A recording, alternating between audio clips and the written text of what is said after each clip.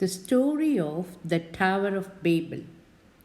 According to Genesis, the Babylonians wanted to make a name for themselves by building a mighty city and a tower with its top in the heavens. God disrupted the work by so confusing the language of the workers that they could no longer understand one another. We have already seen about the Noah's Ark in my last video, and after that, a clean new world lay before Noah and his 3 sons when they stepped out of the ark. There were no wicked people left. Noah and his sons made homes. The sons' names were Ham, Shem, and Japheth. After a while, God gave them children. These children grew up and made homes for themselves. Then there were other children. Again, there were many people on the earth. From a mountain in Ararat, where the ark lodged after the flood, the human family moved south into the valley of Mesopotamia and lived on a plain in the land of Shinar. Let's build a city, said the people.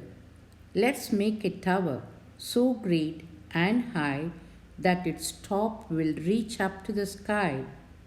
Then we shall not scatter over the earth and separated from one another. And so the people set to work. How busy they were! Some made brick, others mixed mortar, and still others carried brick and mortar to the workmen who were building the city and the tower. They all dreamt of the time of their city. Genesis tells us that God came to see the city and the tower they were building. He perceived their intentions, and in his infinite wisdom, he knew this stairway to heaven would only lead the people away from God. The goal of the people was not to glorify God and lift up his name, but to build a name for themselves. In Genesis, God told humankind, "Be fruitful and multiply and fill the earth." God wanted people to spread out and fill the whole earth. By building the tower, the people were ignoring God's clear instructions. Babel is derived from the root meaning to confuse. God observed what a powerful force the people's unity of purpose created. As a result, he confused their language, causing them to speak many different languages so they would not understand each other. By doing this, God thwarted their plans. He also forced the people of the city to scatter all across the face of the earth. Bible readers often wonder what was so wrong with building this tower. The people were coming together to accomplish a notable work of the architectural wonder and beauty. Why was that so bad? To arrive at the answer, one must understand that the Tower of Babel was all about convenience and not obedience to the will of God. The people were doing what seemed best for themselves and not what God had commanded.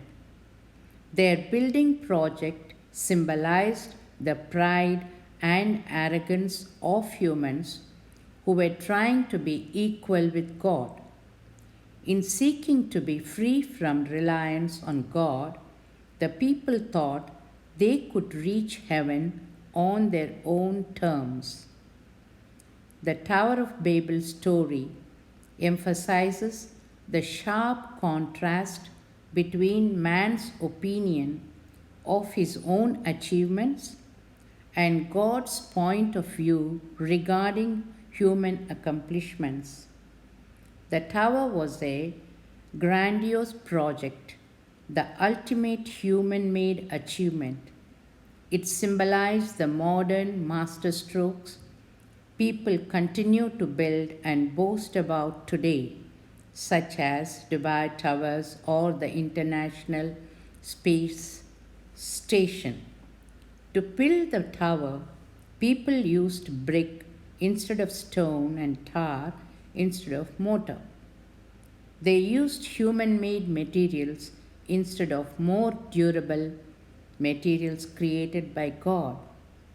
The people were building a monument to themselves to call attention to their abilities and achievements instead of giving glory to God. Thank you. Thank you for watching.